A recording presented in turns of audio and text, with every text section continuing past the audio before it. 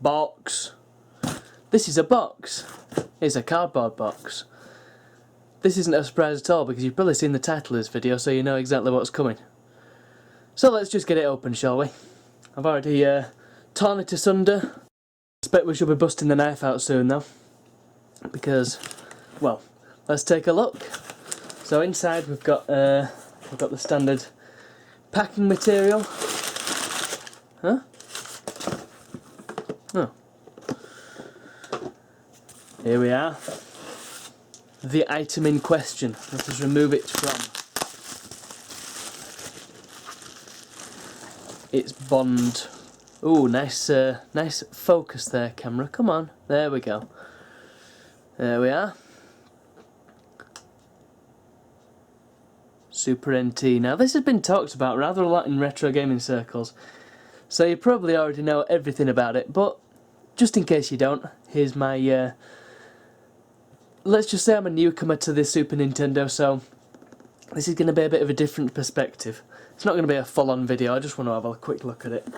We've also got this, which this black envelope. I don't know if you can see the analog logo on there, you can just about. Let's open that first. I'm curious to see what's inside. Ugh. I think I have an idea. I feel like I'm defiling something by doing this. Yep. I knew it. So we'll come back to that. Let's take a look at the device itself. We'll remove this box. Got to be very careful here. There's already an opening, so I can. Ooh. I'll just get that in properly in frame. Oh, yes. Oh, I do like concealing stuff. It's only a little box as well, it's very cute. Nice packaging. I have to say they should have done a somewhat more colourful thing, but I guess it's supposed to be understated because this is the modern era after all. It's a new world out there where people swear all the bloody time. Off with the seal. You know, I bet there's some people out there who have bought a Super NT and left it sealed. I have to assume those people are nutters. Oh, great. So, oh. God, this wrapping really does not want to come off. Come on. Wunderbar. Now, as you can see, I purchased the transparent version and it is quite beautiful. I like it a lot. Bought the transparent version because I was kind of torn. You see, originally I wanted the SFC version, which was sort of a greyish colour, which was obviously like the Super Famicom and the UK version of the Super Nintendo. But that sold out, so then I was torn on which one to get. And I thought, well, I've not got any other transparent consoles, and the only ones I can think of are the colourful N64s and the Crystal Xbox. They'd be nice to have, but don't have them at the moment. And the colourful N64s are rather expensive. So, yeah, transparent console, not something you see very often, and it looks really damn cool. I have to say, it looks better having this sort of frosted look, because if you go on the website, and a lot of people complained about this, the website shows a more transparent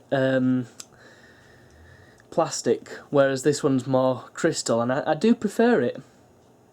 It gives it more of a, I don't know, more solidarity, I guess. So that's my Super NT. We've got a power. Oh, those are some nice switches. I like that. Got a door there, top loader.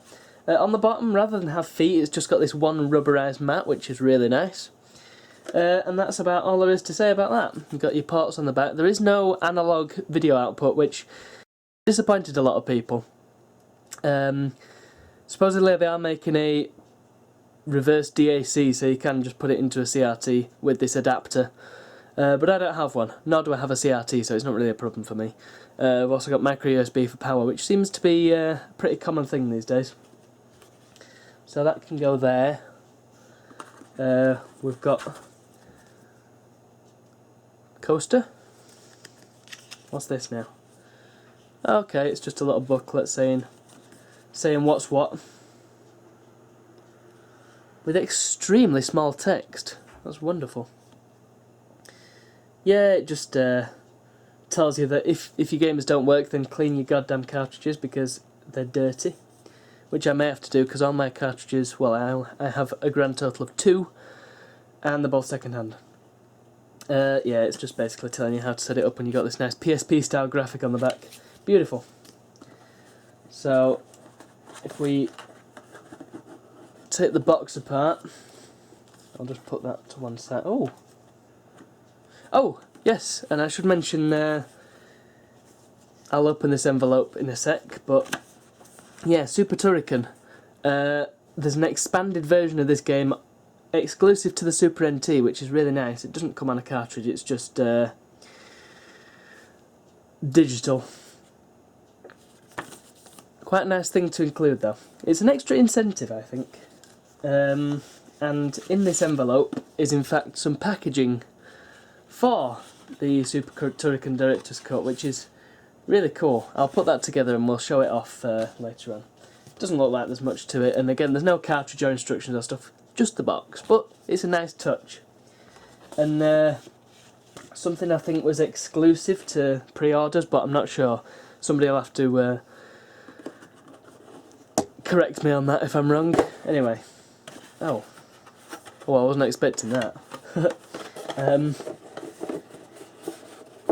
have to say the packaging is super nice. I like a good packaging, being a professional graphic designer and all that. One would assume that this box contains not only some desiccant, as you can see there,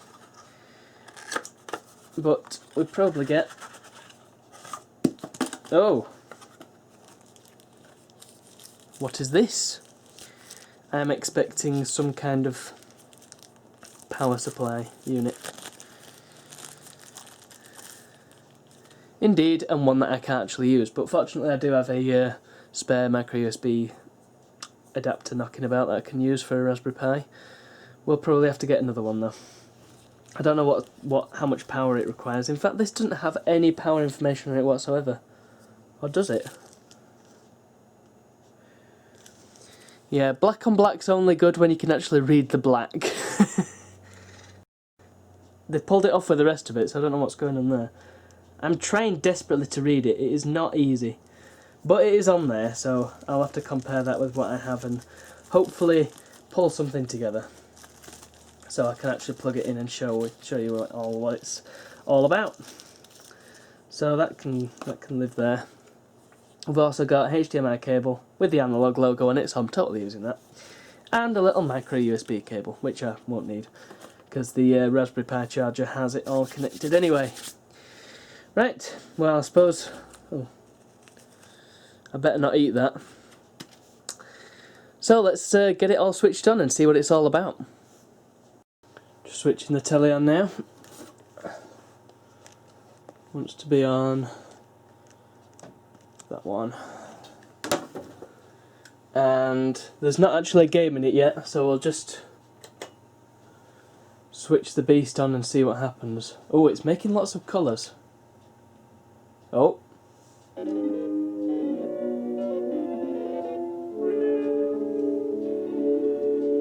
Whoa. Now that was nice. I like that. I'll just turn the volume up a bit so you can actually hear it properly. Of course it's going to be deafening on my end, but all for the viewers. Down there. Oh. I think that may have been my telly more than anything. Just check the connection there. I will just point out, I'm using an original Super Nintendo pad. Really rattly. And I thought maybe it was just that pad, but... Are they all like that? What's that about? So first of all, I like to look at the settings.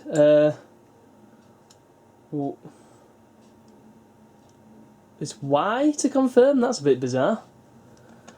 You'd think it'd be, I don't know, A.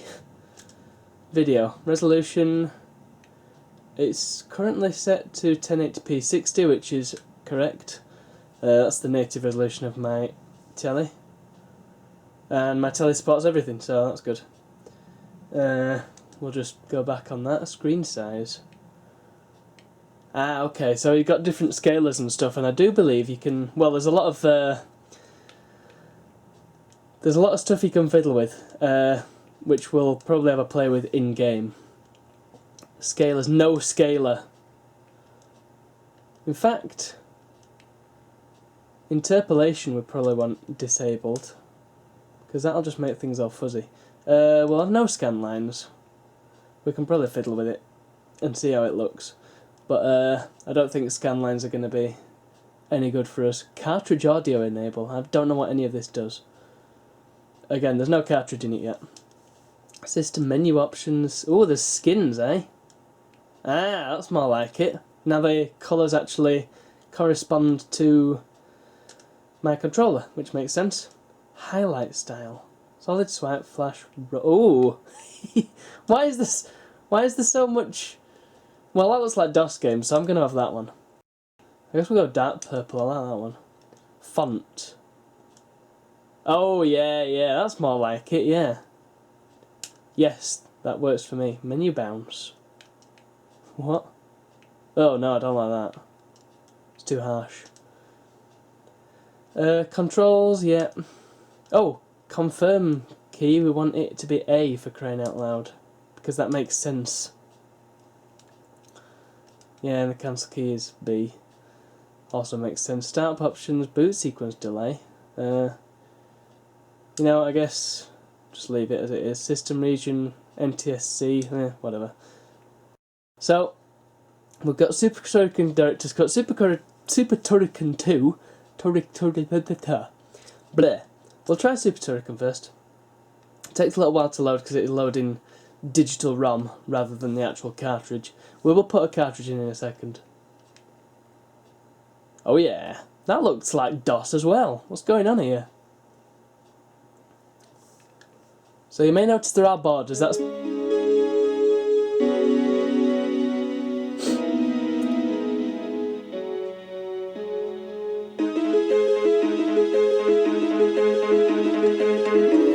Alright, that is extremely loud.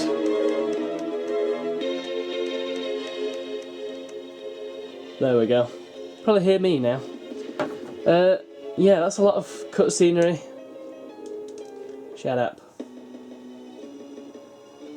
Call that mode 7.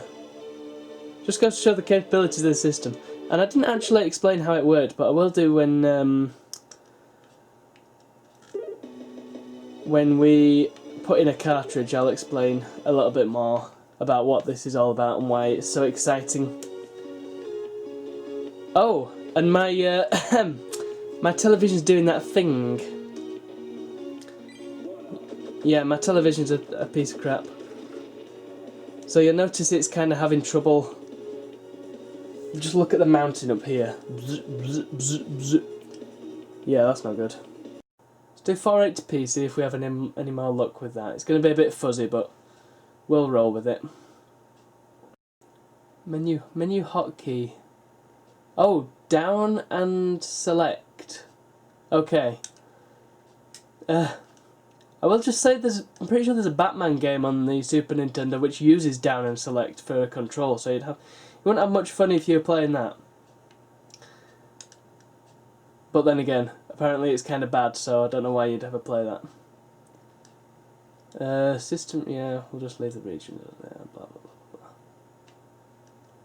blah. LED options, standby colour, classic, I'll just leave it as it is. I know not what this means.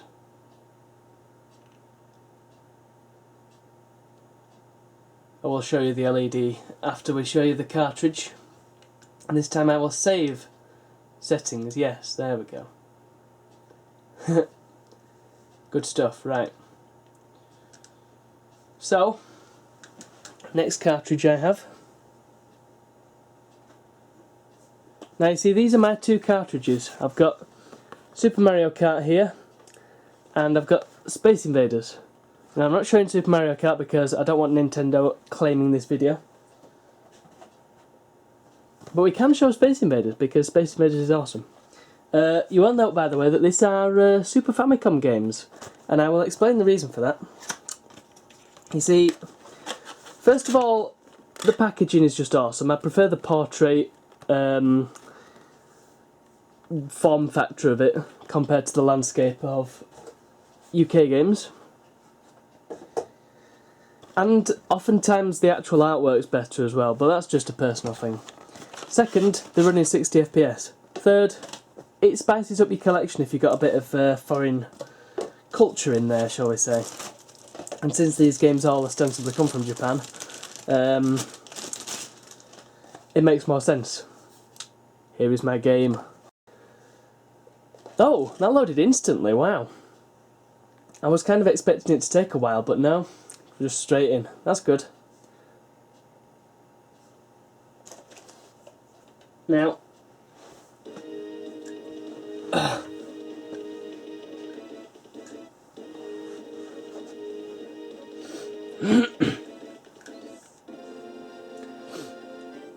yeah, I think the graphics work better. Must just be a 1080p thing with my telly. But it looks okay. Oh god. This is a problem with buying Japanese games. Well, you know, can't really go wrong, it's Space Invaders. We'll go with that one. Don't really have to put credits in. Look how much money I don't have. Yeah, so the deal is...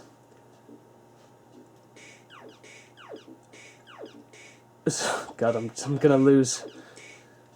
This video's gonna go down the drain very quickly if I... I'm just concentrating on this now. So, the business with this console is it contains a special kind of chip called an FPGA, that will be a field programmable gate array. And this essentially means, oh god, from what I can understand with my limited engineering experience, it's something that essentially emulates hardware, but not in the same way that, you know, desktop computer emulators would emulate, say, a Super Nintendo or MAME or whatever. It's not that sort of emulator, it's not software emulation. It is emulating, or... I don't know if emulating's the right word, but we'll go with it. The actual original Super Famicom hardware. So, really, it is, for all intents and purposes, a Super Famicom. That is what this system is. Oh god, come on. Which is why it's able to play games with perfect accuracy. It's able to take the controls, and it's obviously one-to-one. It loads the games instantly, as we saw.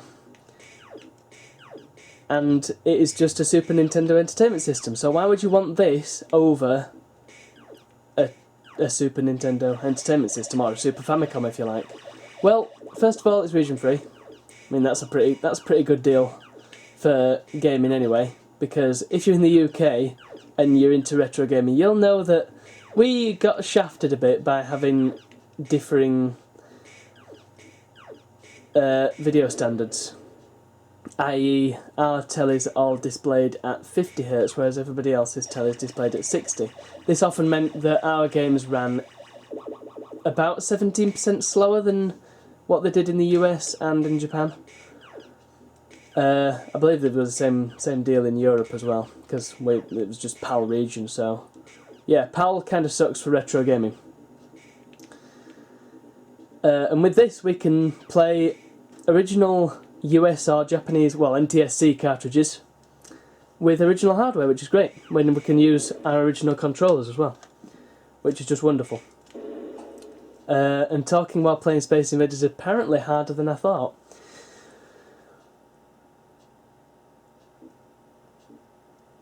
So it means that we can get a better gaming experience in the UK. It,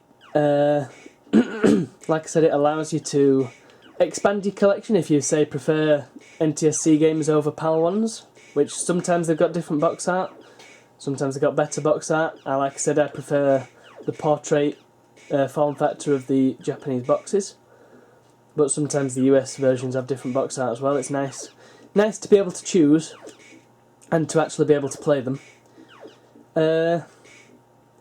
And one major advantage for a lot of people, though not for everybody, like I've mentioned, is that it connects via HDMI. So you don't have to mod an original SNES, and it works perfectly with modern tellies. Not only that, but it offers a wealth of video settings. If I just... oh, I can pause, that's great. So it was down and select, there we are. We can fiddle about with the settings, and I can add... well, there's all sorts of crazy scalers and stuff. There's HQ4X. Blech. I hate these things, I have to say. These things are nasty. The X-ray one's a bit weird, isn't it? Yeah, these scalers, like, as you can tell, it may just be because it's in 480p, but they just make the games look naff. It makes it look like a bad oil painting. So if I turn the scaler off, what does... interpolation just makes it fuzzy, so we want that off as well, obviously. What else have we got? Scanlines. Let's turn on... so you can see it's got scanline support as well, in case you wanted that. Let's just play it a bit with the scanlines on. Let's run Super Turrican again. See if we've fixed the old video problem here. Meanwhile, my knees are proper aching.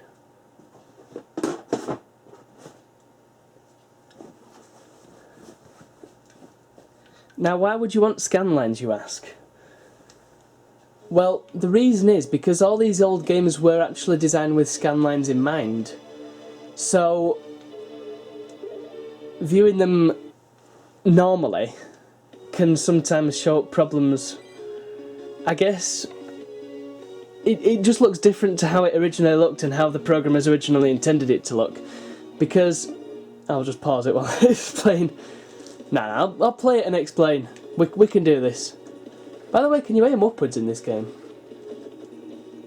I will just say that it looks... the 480p mode looks better with scanlines on. It actually looks really nice to the scanline effect. It's very, very convincing.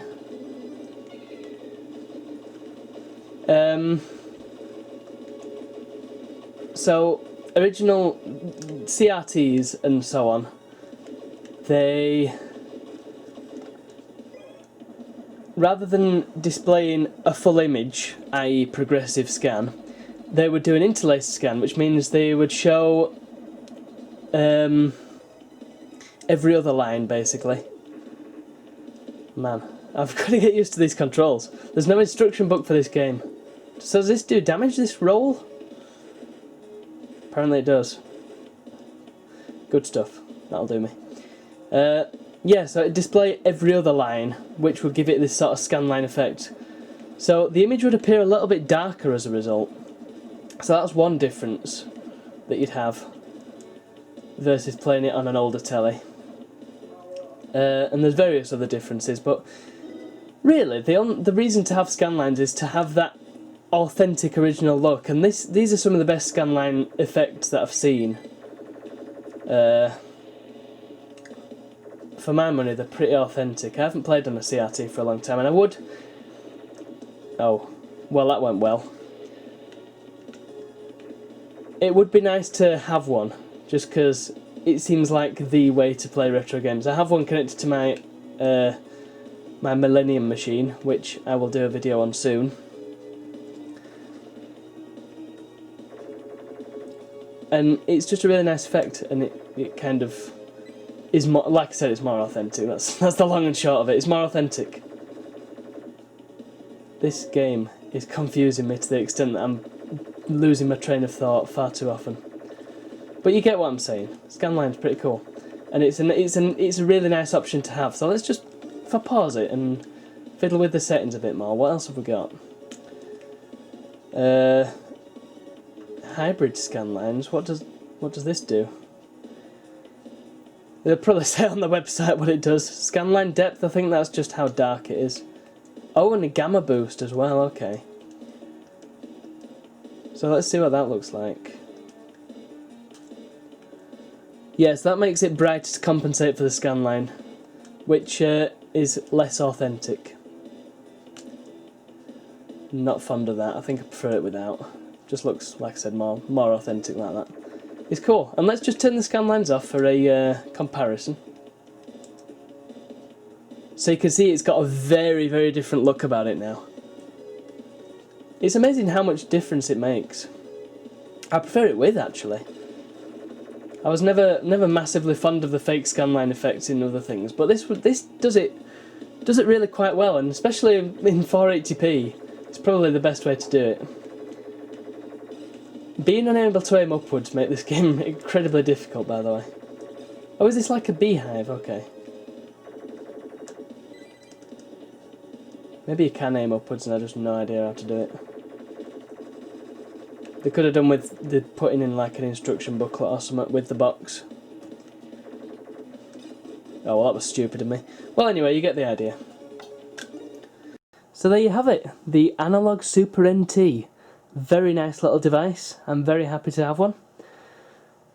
I do believe that they're very highly sought after. Indeed, shortly after I ordered my transparent version, they sold out. So if you want your hands on one, I recommend getting one ASAP, because the colour that you want might go. But then again, you might be left with a colour that you might not have expected to get, but turns out to be really awesome. And like I said, it'll play anything, as long as it was made for some kind of Super Nintendo variant. And it'll work with all your lovely original controllers as well. It's a great thing to have. Of course, if you already have some kind of crazy region-free Super Nintendo, then you may not have a reason to have this, but if you haven't, if you're a newcomer like me, then, you know, it's nice. It's really nice. And it kind of seems like the future in terms of retro game emulation. It's the way to go. So there we have it. I'll just leave you to look upon its glory. In fact, I'm going to turn the light off and see what it looks like.